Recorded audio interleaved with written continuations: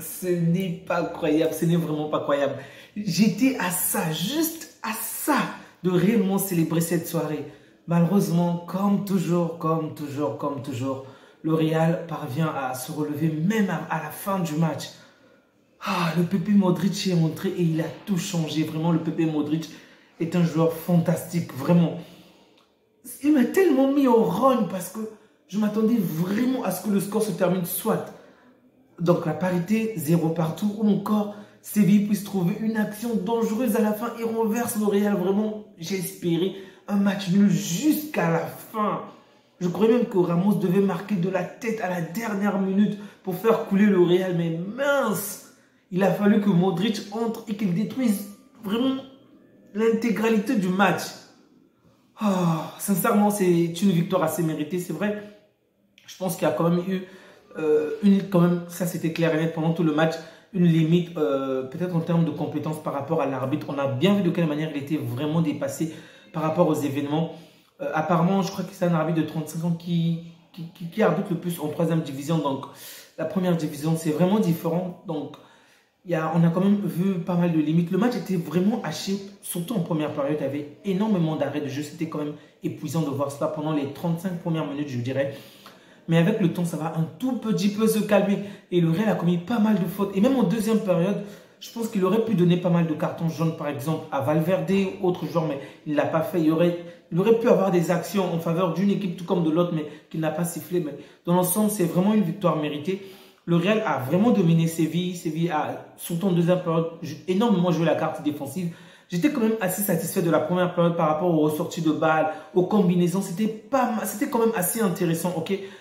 Compte tenu de la forme de cette équipe depuis un certain bout de temps, je comprenais parfaitement le jeu de Séville, ça ne posait aucun problème. Mais en deuxième période, ils n'ont rien proposé, vraiment rien. On aurait dit que le coach les a carrément interdits. En fait, on les a inhibés tout en vue de marquer, tout en vue de faire la différence. Ils ont vraiment, alors là, vraiment joué la carte défensive pendant toute la seconde période. C'était tellement ennuyeux parce que dès qu'ils avaient la balle, tu savais constamment qu'un seul joueur va se projeter et il va finalement perdre la balle, du moins l'adversaire va récupérer la balle dès qu'il va franchir la ligne du centre. Donc c'était tellement évident en fait, ça n'avait aucun sens. Donc toutes les fois que les joueurs de Séville avaient la balle, ils n'arrivaient même pas à se retrouver dans le camp adverse. Sinon, c'était juste pour dégager, pour tirer. Ça n'avait vraiment aucun danger réel pour l'Union. L'Union n'a pas vraiment été mise en danger en deuxième période. Et donc, toutes les fois que il y avait la balle, c'était juste les joueurs du Real qui se projetaient constamment, se projetaient encore et encore. On aurait dit que le match tout entier devait se passer dans la surface des joueurs du Séville. C'était vraiment ennuyeux, ça m'a énervé, vraiment énervé. J'étais plutôt partagé par rapport à la première période parce que certes, le Real était dominant, le Real avait le dessus par rapport à l'intégralité du match, mais il y avait quand même des actions dangereuses, des actions franches de la part des joueurs de Séville. Ils auraient pu marquer, ok. Surtout en début du match, ils n'ont pas été assez adroits en début du match, sinon ils auraient pu faire la différence. Et là, ça m'a quand même fait du mal avec l'action de Nesril, je pense que ça se prononce ainsi. En fait, il obtient une ou deux actions où le poteau est pratiquement devant lui, le nez est de l'autre côté, mais la balle passe devant. Il rate de peu où il touche la balle, mais il ne parvient pas vraiment à diriger la balle dans la bonne direction. Du coup, bref, le Real s'impose aujourd'hui.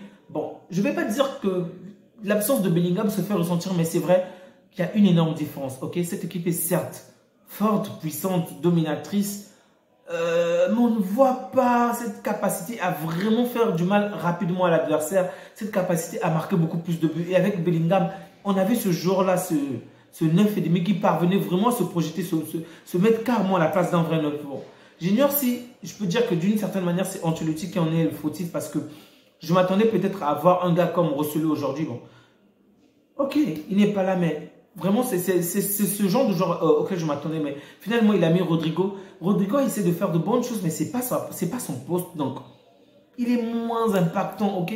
Ce n'est pas vraiment son poste. Donc, il a du mal à se positionner comme un gars comme Rosselló ou à vraiment aller de l'avant comme Bellingham le fait. Donc, ça se fait quand même ressentir en termes de but.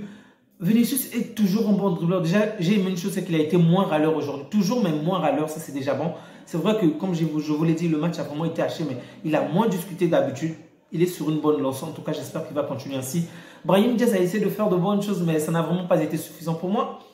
individuellement, le Real a fait de bonnes choses, et même collectivement, mais c'est moins que d'habitude, moins que ce que l'on voit d'habitude, ok? Ça peut se comprendre avec le nombre d'absents qu'ils ont, des joueurs blessés, je le comprends parfaitement, mais disons que c'était moins performant.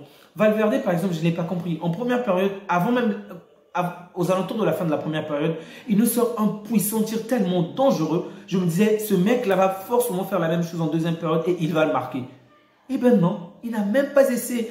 Je me souviens que Omer Da Fonseca et son collègue étaient en train même de se plaindre pour dire c'est ça qu'il doit faire. Il doit réaliser ce genre de tir au moins 3 fois dans chacune des périodes. Pour vous dire de quelle manière c'est tellement puissant. Lorsque le jeu est bloqué, en fait le jeu stagne. Vous n'arrivez pas à vous projeter, vous n'arrivez pas à réellement apporter du danger, à créer des actions vraiment décisives. Mais tirer, il y a tellement d'espace. Et lorsqu'ils ont essayé de faire des tirs, que ça puisse être Tchouaméni, Valverde, il y avait un réel danger. Si les adversaires ne mettaient pas un pied, ça touchait forcément le gardien. Le gardien devait soit arrêter, soit le petit filet, soit en dessous de la barre. C'était vraiment du danger, mais je n'ai pas compris pourquoi. En fait, même ce Real-là ne tire plus autant comme avant. Je me souviens du Real du 2009, 2012, 2013 qui tirait beaucoup et qui causait énormément de danger, mais ils le font de moins en moins. Et même Valverde, les 2 ou 3 dernières années, il tirait un peu plus que ça, mais bon, je ne sais pas pourquoi, et pourtant il est un puissant tir. Il y a eu pas mal de choses intéressantes par rapport à ce match, mais moins que d'habitude, ok? Moins que d'habitude. J'ai vu énormément de la frustration de la part de Kroos, surtout lorsqu'il obtient son carton jaune. J'ai même trouvé, j'ai eu pitié de lui, ok? C'est un joueur que j'aime bien, un joueur plutôt véridique, qui n'est pas là à mentir sur des fautes ou à quémander des fautes, mais bon, on a sifflé contre lui. Il était tellement en colère qu'il s'est plaint et là on a donné un carton jaune. J'ai eu vraiment de la compassion pour lui, mais bon, il a fait un bon match, mais c'est le papy Modric une fois de plus qui entre et qui marque. Il entre en moins de 10 à 12 minutes, il termine le match tout entier. Il a tout gâché, il a vraiment gâché tous mes plans. On était à 5 points d'écart. Je m'attendais, si le Real devait faire un match nul, on devait passer à 6 points d'écart. Mais là, il vient, il claque un but, bam, c'est mort. 8 points, directement 8 points.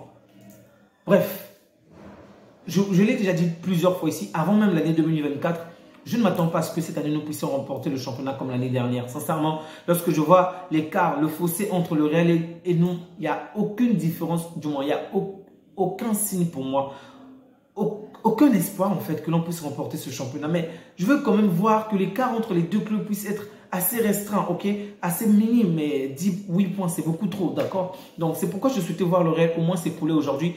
Mais malheureusement, ça ne sera pas en tout cas pour aujourd'hui. Donc, j'espère juste que les prochains matchs, les adversaires vont montrer un meilleur visage que ce que j'ai vu aujourd'hui. Je vais m'arrêter là, ok? Je ne vais pas être très long. N'oubliez surtout pas de liker, de vous abonner, de soutenir la chaîne. Liker, c'est bien, mais commenter, c'est encore mieux. Et merci à toutes ces personnes qui continuent à soutenir la chaîne à travers les commentaires. Vraiment, un grand merci à vous. Prenez bien soin de vous ainsi que des vôtres et que Dieu vous garde. Au revoir.